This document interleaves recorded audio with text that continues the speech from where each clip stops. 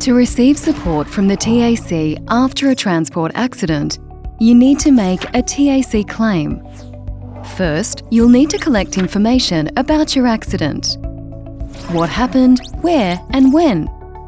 The people, drivers and vehicles involved, and witnesses. And the police report number or public transport incident number. We'll also need detailed information about your injuries from the accident, with either a hospital discharge summary, a certificate of capacity or medical certificate, or a letter from your doctor or allied health professional. We'll also ask you for your employment and income details to decide what income support you might need. When you're ready, you can lodge a claim online or by phone. If you're in hospital as a result of your accident, the hospital may be able to make the claim on your behalf.